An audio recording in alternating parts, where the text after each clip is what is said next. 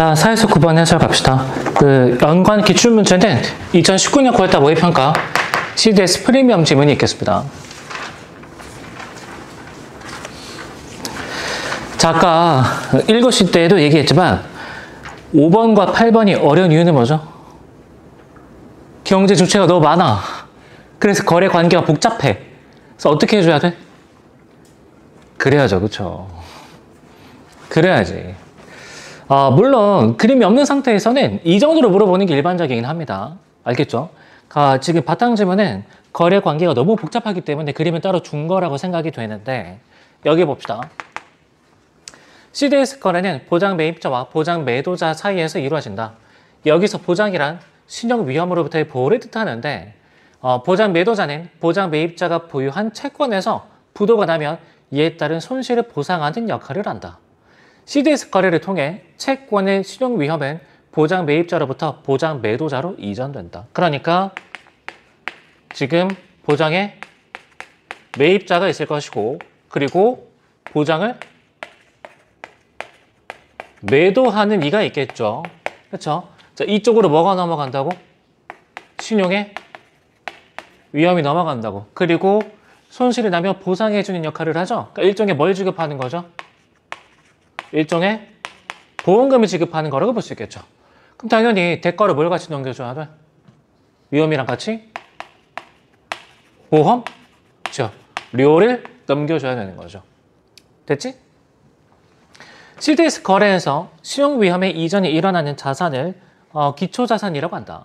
가령 은행갑은 기업 의리 발행한 채권에 매입하면서, 자, 그러니까 의리 발행에서 채권이 이렇게 넘어가게 되는 거죠. 그리고 보장 매입자는 누구? 갑이 되겠지.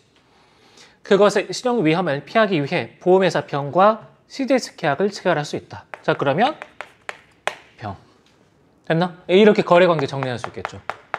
그러니까 그림이 없다면 이 정도가 일반적이긴 할 겁니다. 됐죠? 자, 그럼 마찬가지로 여기서는 아예 5번에 그림이 떡하니 주어져 있으니까 이거 최대한 활용해서 가지면 읽어줘야 되겠죠? 근데 여기 빠진 내용도 있어서 그림에다 뭔가 하나 더 추가해줘야 돼. 알겠죠? 그리고 8번이 오답률이 장난 아닌데 얘가 어려운 이유는 뭘까? 얘는 아예 그림이 없죠. 그러니까 여러분이 직접 그려야 돼. 거래관계 직접 정리해줘야 된다고. 납득되죠?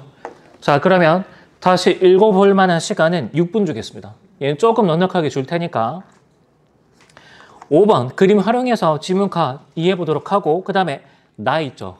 나까지 다 읽고 나서 보기에 이 거래관계 있지. 한번 도식적으로 정리해볼 수 있도록 합시다. 자, 시간 6분 주겠습니다. 시작.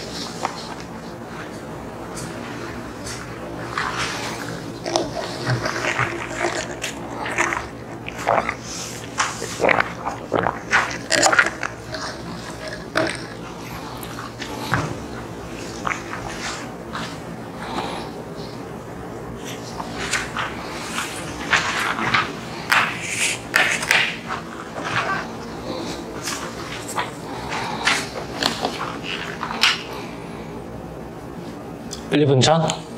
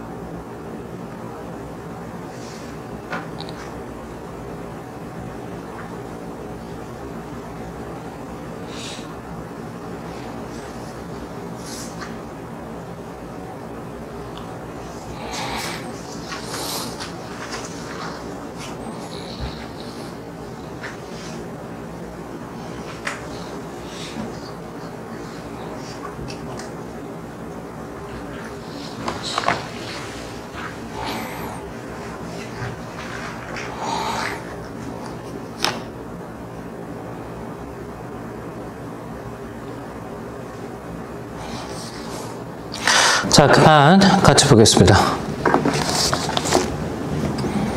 자, 1문단부터 갑시다. 자, 금융기관은 가게나 기업에 자금을 대출해주고 원금과 이자, 즉 원리금을 받을 수 있는 대출 채권을 갖게 된다. 그래서 이렇게 대출금이 흘러가니까 당연히 가가 금융기관, 그 다음에 나는 가게나 기업이 되겠죠. 금방 파악할 수 있죠? 자, 원리금은 보통 오랜 기간에 걸쳐 지급받게 된다는 점에서 대출 채권은 곧바로 현금화하기 어려운 자산, 즉 유동성이 낮은 자산에 해당한다. 자, 그러니까 여기 이 원리금은 유동성이 낮다. 맞습니까? 됐죠? 자, 각국의 금융시장에서는 유동성이 낮은 자산을 매매가 가능한 자산인 기초자산으로 구성한 후 이를 담보로 유가증권에 발행하는 자산의 무슨 방식? 그치, 유동화 방식. 그죠? 그러니까 이게 유동성이 낮아서 문제니까 이걸 바탕으로 얘를 발행한 다음에 목돈을 급하게 이렇게 끌어오겠다 이거죠. 이해됐죠? 그러니까 유동성이 낮아서 문제인 걸 이렇게 해결하겠다고. 자, 이때 발행되는 유가증권은 자산유동화증권, 약칭 ABS라고 한다. 우리나라는 자산유동화에 관한 법률을 제정하여 ABS를 통한 자산유동화 방식을 규정하고 있다. 이에 따르면 금융기관은 법적으로 독립된 유동화 전문 회사를 만든 후니까 여기서 이 다가 유동화 전문 회사가 되겠죠. 근데 여기서 가하고 다는 어떤 관계라고? 법적으로는 별개라고. 됐습니까? 법적으로 별개라고. 유동성이 낮은 자산들로 구성된 기초자산의 소유권을 이 회사에 양도한다. 자, 유동화 전문 회사는 이 기초자산을 담보로 ABS를 발행한 후 이를 투자자에게 매도함으로써 투자자로부터 자금을 차입한다. 그래서 ABS 판매하고 자금 차입하게 되는 거죠. 됐죠? 그럼 당연히 이 자금이 어디로 흘러가겠어? 당연히 이쪽으로 흘러가게 되겠지. 됐나? 그러니까 원리금에 대한 권리를 넘겨주고 당장의 유동성을 확보했다라고 볼 수 있겠죠. 그러니까 이렇게 보면 별거 아닌데 문장으로 보면 되게 복잡해집니다. 항상 그렇거든? 그렇죠? 그러니까 거래관계가 나타나 있는 지분에서는 없으면 여러분이 정리해줘야 되고 그림이 있으면 이걸 적극적으로 활용해줘야 돼. 알겠죠? 자, 계속 갑시다. 유동화 전문 회사는 소유권을 양도받는 기초자산에 대한 대가로서 이 자금을 금융기관에 지급하며 다시 이 자금을 여기에 지급하며 다음에 기초자산에서 발생하는 수입은 이해하냐? 이 원리가? 이걸 누구한테 전달해 준다고? ABS를 통해 차입한 자금에 대한 원리금으로서 ABS 매입자에게 지급한다니까 이렇게 원리금이 넘어간다라고 볼 수 있겠죠.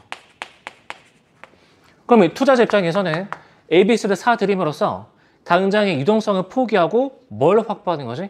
안정적인 꾸준한 수익을 확보하는 거죠. 납득되지? 둘이서 이렇게 등가 교환한 거네. 자, 3번 나갑시다. 금융기관이 기초자산의 소유권을 유동화 전문 회사에 양도하고 자금을 받는 행위와 끊어주고 그러니까 이렇게 넘기고 이걸 받는 행위 이해 맞습니까? 얘랑 그 다음에 유동화 전문 회사가 ABS를 투자자에게 매도하고 자금을 차입하는 행위니까 이렇게 매도하고 이렇게 자금을 차입하는 행위 그러니까 얘하고 얘는 별개의 행위 맞아? 이유가 뭐죠? 얘는 얘랑 법적으로 별개니까. 납득됐죠? 자, 그러나 유동화 전문 회사는 ABS 발행과 그에 따른 부수적 업무만을 형식적으로 수행하는 점에서 사실상 ABS를 통한 자산 유동화 과정은 금융기관이 간접적으로 ABS를 발행해서 투자자로부터 자금을 차입하는 행위를 볼 수 있다. 그렇죠? 그러니까 본질은 그냥 얘가 이걸로 투자자한테 돈을 끌어모은다. 이렇게 볼 수 있겠지. 자, 이게 법적으로 금융기관은 ABS를 통한 차입금의 실질적 채무자로서 기초자산으로부터 발생하는 수입관리 등의 업무를 수행하는 기초자산의 관리자로서의 지위를 유지한다. 그러니까 여기에 문제가 생기면 얘가 아니라 누가 책임져야 돼? 얘가 책임져야 돼. 이해됐나? 다시 누가 책임져야 된다고? 기초자산의 실질적인 관리자가 책임을 져야 된다고. 납득됐죠? 자, 그러면 선지 문제 4번 갑시다. 자, 선지 2번 가보면 ABS 매입자에 대한 원리금 지급은 유동화 전문 회사의 실질적 채무에 해당한다. 여기서 실질적인 채무자는 누구라고? 얘라니까. 됐습니까? 3번 정답.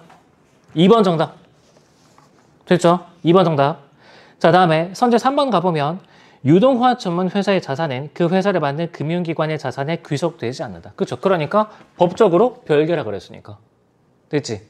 그래서 얘가 돈을 빌리는 그런 형태니까 얘의 부채 비율이 높아지지 않으면서 자금을 차입할 수 있는 그런 장점이 있죠. 됐죠? 자, 다음에 질문 나로 가겠습니다. ABS 투자에는 기초자산의 부실화로 인한 수입 감소 등의 사유로 원리금을 지급받지 못할 가능성인 신용 위험이 따른다. 다시 뭐의 부실화? 오케이. 자, 그러니까 여기에 투자할 때 문제가 생기면 누가 책임져야 돼? 얘가 책임져야죠. 이해됐나? 얘는 빈 껍데기라니까. 자, 이에 유동화 전문 회사가 ABS를 발행할 때는 신용 위험을 줄이는 일련의 장치가 마련되는데 이를 신용 보강이라고 한다. 신용 보강은 외부 신용 보강과 내부 신용 보강으로 나뉘는데 외부 신용 보강은 ABS 발행 당사자가 아닌 외부 기관의 자금 지급 능력을 활용하는 것으로 지급 보증이나 신용 공급 계약 등에 이에 해당한다. 지급 보증은 신용 위험이 있을 경우 공인된 신용 보증 기관이 당사자인 유동화 전문 회사를 대신해서 투자자에게 직접 원리금을 지급하기로 하는 약정을 말하고, 그러니까 문제가 생기면 여기에 직접 자금을 대주는 게 첫 번째 해결 방안이 되겠죠. 됐죠? 다음에 신용 공급 계약은 신용 위험이 있을 경우 다른 금융기관이 당사자인 유동화 전문 회사에 단기적으로 자금을 공급하기로 하는 계약을 말한다니까 여기다가 자금을 공급해 주는 게 두 번째 방안 맞습니까? 그러면 여기 1번과 2번은 어떤 차이점이 있는 거지? 똑같이 자금을 외부에서 공급해 주는 건데 그걸 1차적으로 받는 사람이 누구냐? 그게 다른 거죠. 됐습니까? 그렇게 구별할 수 있겠고. 자, 계속 갑시다. 그 다음 단락 갑시다. 내부 신용 보강은 ABS 발행 당사자가 증권에 기재되는 지급 조건에 적절하게 설정하는 것으로 우선순위 설정이나 환매 요구권 설정 등에 이에 해당한다. 가장 널리 쓰이는 우선순위 설정은 원리금을 받는 데 있어 우선권을 가진 선순위 ABS와 이에 비해 상대적으로 낮은 권리를 가진 후순위 ABS를 함께 발행하는 방식이다. 자, 후순위 ABS는 고위험 유가증권 선호시장에서 비교적 낮은 가격에 매각되거나 여기 밑줄 기초자산 관리자가 직접 인수하게 되므로 누가 인수한다고? 기초자산의 관리자. 그러니까 얘가 아니라 누가 인수하는 거죠? 얘가 인수하는 거죠. 알겠죠? 그 여러모로 되게 중요한 놈이네. 다음에 일반적인 투자자들은 선순위 ABS 매입자로서 신용 위험이 있을 경우 원리금 지급을 우선적으로 보장받게 된다. 여러분 여기 밑줄 원리금 지급을 우선적으로 보장받게 된다. 누가 책임져야 돼? 원리금 지급 누가 책임져야 돼? 얘가 책임져야 돼? 얘가 실질적인 채무자라니까. 그쵸? 기초자산의 관리자가 책임을 계속 져야 되는 거죠. 납득돼? 자, 계속 갑시다. 자, 다음에 환매 요구권 설정은 신용 위험이 있을 경우 ABS 매입자가 ABS 매도자에게 해당 ABS를 도로 매입할 것을 요구할 수 있는 권리를 지급 조건으로 설정하는 방식이다.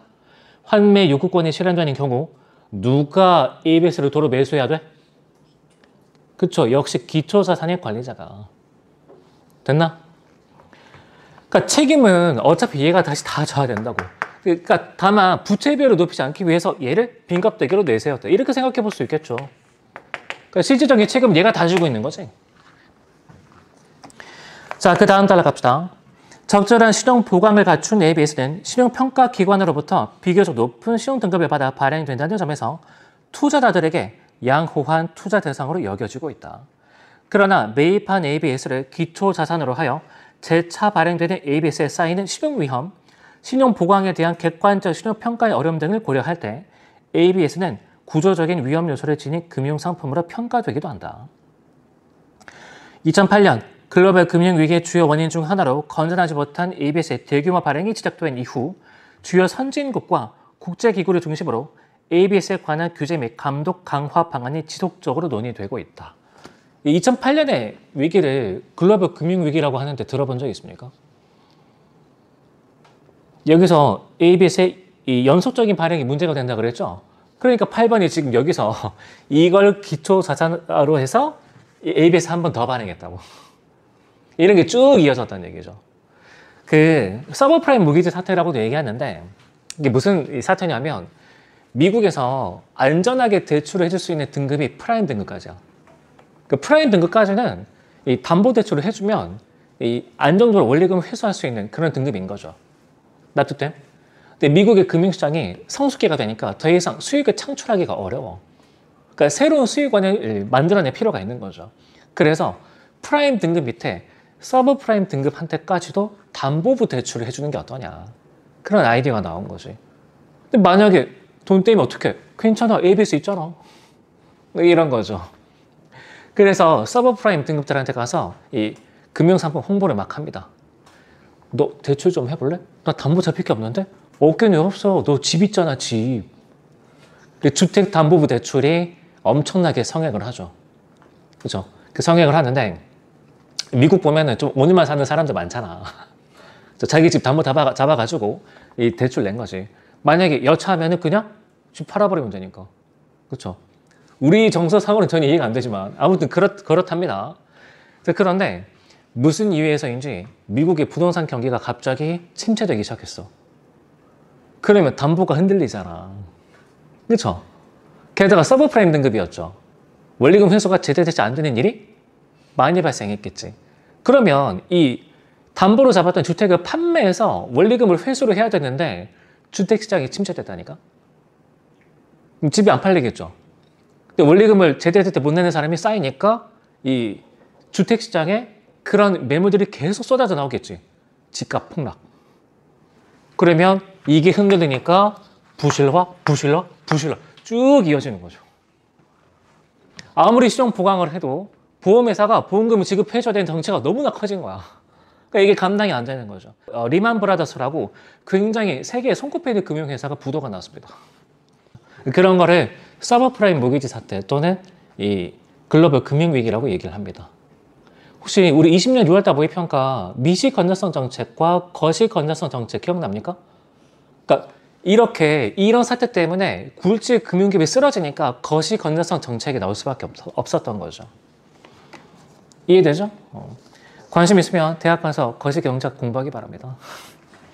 아무튼 내가 생각하기에는 수학적인 베이스가 탄탄해야 경제학도 공부하기가 좀 수월하기 때문에 이과들의 경제학을 복숭아하는 게 제일 좋은 케이스 같아. 그리고 경영학도 이 학부에 경영학과가 있으면 안 돼. 이과자 성향을 가진 사람이 대학원 가서 같이 공부해야 시너지가 잘 발휘될 수 있는 그런 과목인 것 같습니다. 학부 때 경영학과 가면은 맨날 그냥 발표만 합니다. CPA 준비할 게 아니면 좀 전문적으로 뭔가를 배우기가 쉽지가 않죠. 다 그냥 이게 입증됐다고 하자 이런 식이거든. 자, 아무튼 문제 5번 갑시다. 가를 참고해서 보기를 이해한 내용으로 적절하지 않은 것은 선지 3번 가보면 가에서 다로 기초자산의 소유권이 양도가 되면 나로부터 지급되는 원리금을 다가 관리하게 된다. 아니라니까. 얘가 계속 책임져야 된다니까. 이해됩니까? 3번 정답. 다음에 선지 4번 가겠습니다. 나에서 다로 지급되는 원리금은 다에서 라로 지급되는 원리금에 포함된다. 그쵸? 그러니까 자금이 이렇게 흘러가게 된다니까. 이해됩니까? 그래서 유동성이 낮지만 안정적인 자금은 이쪽으로 흘러가게 되고 당장의 유동성은 이쪽으로 흘러 들어오게 되는 거죠. 되지? 4번 삭제. 다음에 이 문제의 8번 가보겠습니다. 가와나를 참고해서 보기에 밑줄친 상황에 대해 분석한 내용으로 적절하지 않은 것은 유동화 전문회사 A는 기초자산을 담보로 지급 보증을 갖춘 ABS를 발행했다. 그러니까 유동화 전문 회사에서부터 출발하고 있죠. 그러니까 이미 있는 예를 활용합시다. 그러니까 얘를 누구라고 볼 수 있는 거지? A라고 볼 수 있는 거죠. 됐죠? 다음에 이 ABS를 매입한 금융기관 B죠. 그러니까 얘는 매입자지. 그럼 여기 라 위치에 금융기관 B가 들어가 되는 거 맞아? 매입했죠?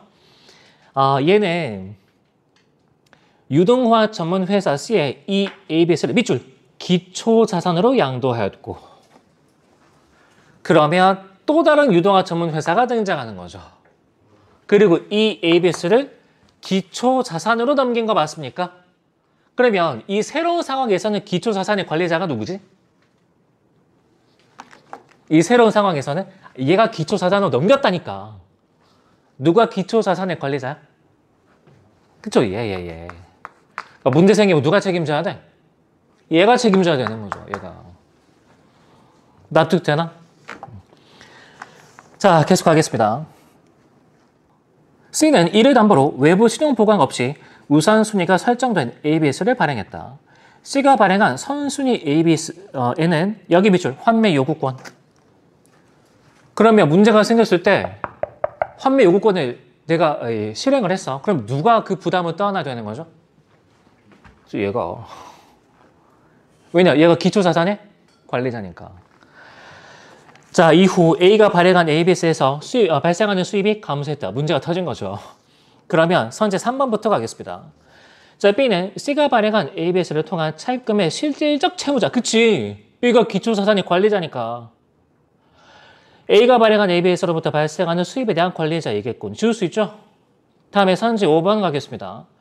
C가 발행한 선순위 ABS의 매입자들이 C에게 해당 ABS를 도로 매입할 것을 요구한다면 실질적인 부담은 누가 져야 돼? 기초자산의 관리자인 B가 져야 되겠죠? 5번 삭제. 그럼 정답 4번. 4번 갑시다. C가 발행한 선순위 ABS 매입자들은 C가 발행한 ABS에서 발생하는 수입으로부터 원리금을 우선적으로 지급받겠군. 여러분, 여기서 이 기초자산의 정체는 뭐죠? 얘죠. 그러니까 이 상처 누가 발행한 거야? 얘가. 그러면 기초자산의 관리자는 금융기관 B가 원리금을 뭐에서부터 조달해서 줘야 되는 거죠? 여기에서부터. 이해됐나? 그러니까 8번의 정답은 4번이지. C가 발행한 게 아니죠. A가 발행한 ABS가 되겠지. 됐죠? 그게 기초자산이었으니까. 납득됩니까? 정답은 4번 되겠습니다. 근데 이 정도까지 늘어나는 건 좀 약간 지나친 것 같아. 됐죠? 근데 하지만 그림이 없다 그랬을 때 5번 정도를 물어보는 게 이 8번 자료로 갔다면 좀 적절하지 않았을까? 뭐 그림이 다시 주어지지 않을지 그건 잘 모르겠는데 어쨌든 간에 여러분이 왜 어려운가 이거는 꼭 생각을 해봐야 돼. 다시 왜 어려웠다고? 경제 주체가 여러 명이 나오니까. 거래관계가 복잡하니까. 따라서 뭘 해줘야 돼? 정리해줘야 돼. 그러니까 이렇게 구체적으로 생각을 해봐야 여러분이 경제지문 읽을 때 또는 법지문 읽을 때 주체가 많아. 객체도 여러 명이야. 와, 정리해야겠다. 반응이 그렇게 나오는 거죠. 알겠죠? 그러니까 그렇게 구체적으로 생각해보지 않으면 경제지문 또 복잡해 보이는데 그냥 회피하게 돼. 뒤로 넘어갑시다.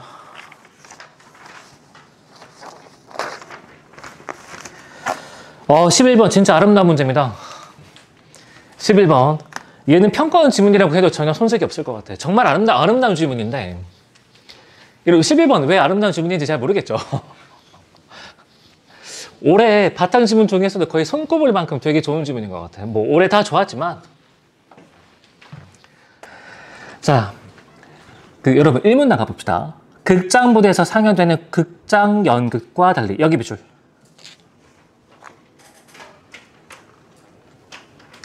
여러분 여기서부터 생각 한 가지를 정리를 해줘야 돼. 지금 필자는 뭐와 뭐를 구별짓고 있죠?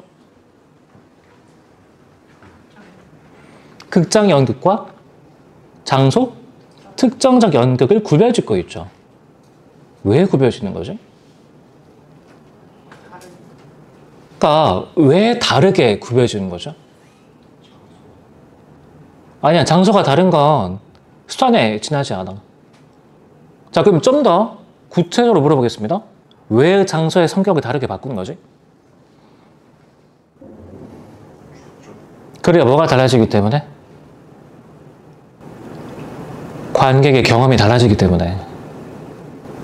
여러분 이렇게 저렇게 구별하든 관객이 느끼는 게 별 차이가 없다면 굳이 구별할 필요가 있을까?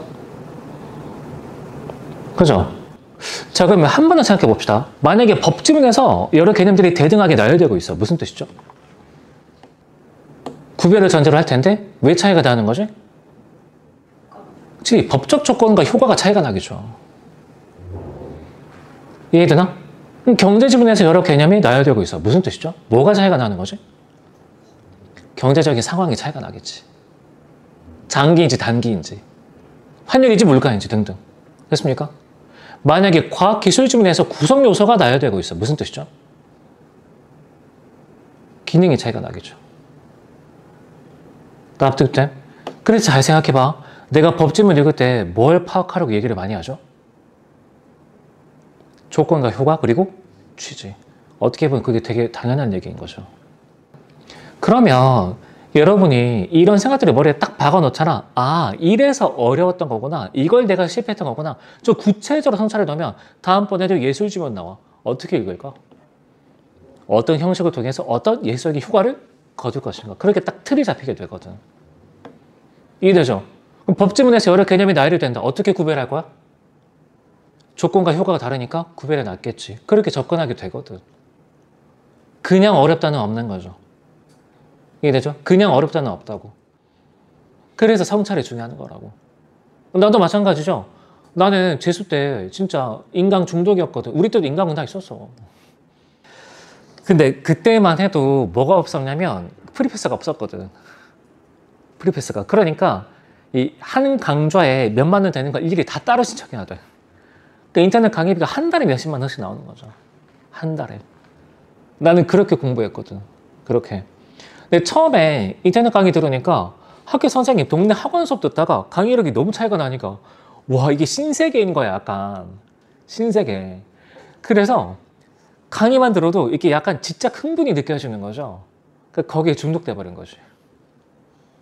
거기에 중독돼 버린 거죠. 그 강의만 계속 신청하는 거지. 성찰해보지 않고. 더군다나 인강 강사들이 OT 황제거든. 너 이거 안 들으면 큰일 나? 계속 끝까지 따라와야 돼. 협박한단 말이죠. 그분들 중에 아직까지도 강의하고 계신 분들 많습니다. 아직까지도. 그러다 보니까 책장에 교재가 이만큼 써요. 그럼 각 과목마다 풀컬이 다 타면은 강의를 얼마나 많이 신청했겠어. 그렇죠? 나중에는 이게 프리패스가 없으니까 강의마다 이게 수강 기간이 정해져 있잖아. 한 10일 남기고 나서부터는 그 강의 하루에 한 10강씩 몰아서 듣는 거죠. 끝나기 전에 빨리 들어야 되거든. 그러면 강의 막 몰아서 듣다 보면은 이 강사가 어느 타이밍에 무슨 농담을 하겠다까지 예측이 돼. 근데 나중에 성찰에 빠진 채로 그냥 진도에 쫓겨서 강의만 멍하니 계속 들으니까 내용은 이거 왜 필기했지? 이해가 하나도 안 돼. 이해가 하나도 안 되는 거죠. 내가 재수 때 그런 느낌을 많이 받았거든. 그리고 콘텐츠에 중독되다 보면 그냥 콘텐츠 풀면은 그리고 강의를 들으면은 내가 공부한다는 착각을 하게 되는 거지. 왜냐면 강의에서는 다 정리해 주잖아.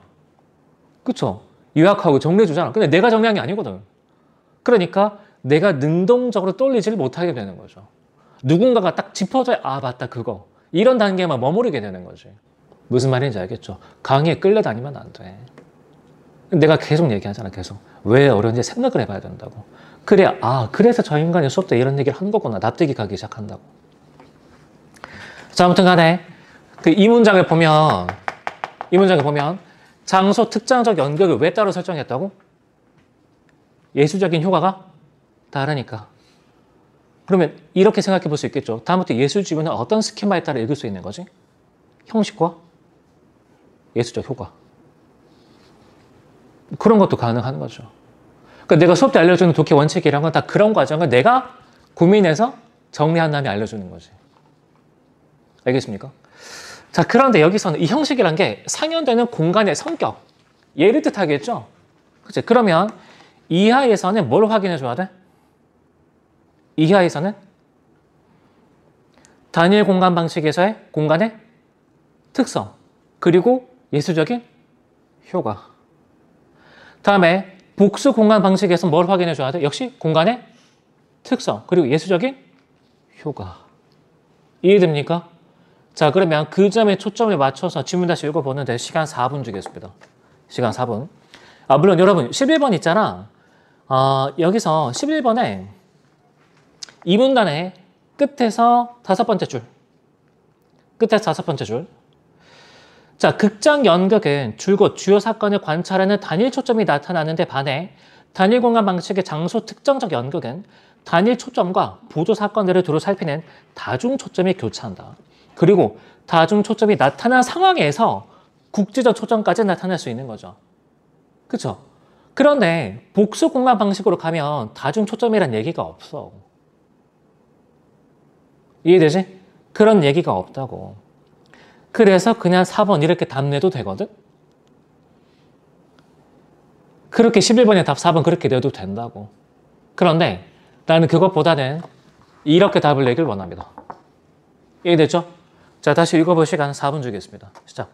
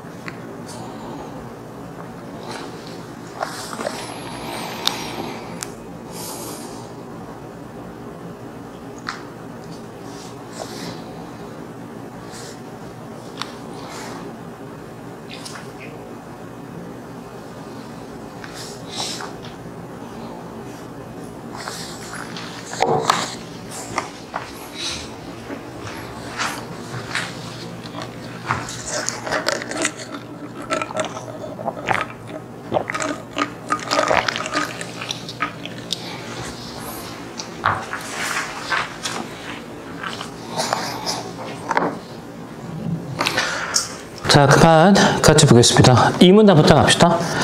자, 이 문단의 세 번째 줄에 중심 공간에서 밑줄. 다음에 한 줄 밑에 주변 공간들로 밑줄. 자, 묻겠습니다. 단일 공간 방식의 공간적 특성은 뭐죠? 공간을 어떻게 나누고 있는 거지? 중심 공간과 주변 공간. 그걸 통해서 어떤 효과를 획득하고자 하는 거죠? 뭐에 변화를 주고 싶은 거지? 관객의 초점. 그러니까 여러분, 그러니까 관객의 초점과 관련된 변화는 누구의 기능일 수밖에 없어? 단위 공간 방식의 기능일 수밖에 없죠. 납득되나? 그래서 11번에 선제 1번 말도 안 되지. 이해되죠? 나는 이렇게 지워주길 바란다고. 아, 물론 이도저도 안 되면 여기서 다중초점 3분의 이하에서 안 나오네? 이렇게 해서 지워도 돼. 근데 연습할 때는 최대한 본질적으로 가자 이거죠. 자, 그 다음에 선제 2번 말 되나? 자, 그 다음에 여기서 여러분 4번 그쵸? 복수 공간 방식은 초점에 의의를 두고 있는 그런 방식이 아닌 거지. 4번 정답. 자, 그리고 5번 복수 공간 방식에서는 초점의 변화가 안 나타나겠죠. 일상초에 그게 목적이 아닌데. 납득됨? 5번 그렇게 지워주길 바란다고. 자, 계속 갑시다. 3번에 가겠습니다. 복수 공간 방식은 한눈에 볼 수 없는 여러 공간에서 일련의 주요 사건이 순차적으로 진행되거나 여러 개의 주요 사건이 동시에 진행되는 방식으로 관객은 공간을 이동하며 연극을 관람하게 된다. 자, 이때 여러 공간은 극장 연극에서의 확장된 공간과는 성격이 다르다. 그치? 복수 공간 방식에서의 공간적 특성을 얘기해주고 있죠. 그 다음 문제 되게 중요하겠네. 그러니까 여기 쭉 밑줄. 극장 연극은 무대 장치를 통해 극장 무대라는 공간적 한계를 극복하기도 하지만 그렇게 확장된 공간은 극장 무대를 보조할 뿐 그곳에서 주요 사건이 진행되지는 않기 때문이다. 그러니까 여기서 복수 공간 방식에서는 각각의 공간에서 싹 다 주요 사건이 진행이 된다. 됐습니까? 자, 그 다음 따라갑시다. 복수 공간 방식의 장소 특정적 연극을 관람하기 위해 관객이 공간을 이동하는 방식은 연출에 따른 이동 방식과 자율 이동 방식으로 나뉜다. 연출에 따른 이동 방식은 관객이 연출가가 구성한 순차적인 서사를 따라 공간을 이동하는 방식이다. 이 방식에서는 개별 공간의 모든 사건이 모든 관객에게 동일하게 노출되므로 이게 중요합니다. 밑줄. 작품의 주제가 관객에게 일관되게 전달될 수 있다. 왜 중요하죠? 예술적인 효과를 서술하고 있으니까. 자, 한편 자율이동 방식은 관객이 저마다 임의로 선택한 순서에 따라 공간을 이동하는 방식이다. 이 방식에서는 여러 공간에서 동시에 진행되는 각각의 주요 사건이 서로 이어지지 않으므로 무슨 뜻이죠? 주제가 일관되게 전달되지 않는다. 납득됨? 자, 그러면 복수 공간 방식은 포인트가 뭐지? 주제의 전달이겠죠. 이해됐나? 주제의 전달이겠지. 그러니까 이런 생각이 이미 어디서부터 정리가 됐었어야 돼. 공간의 특성과 예술적인 효과, 일문단.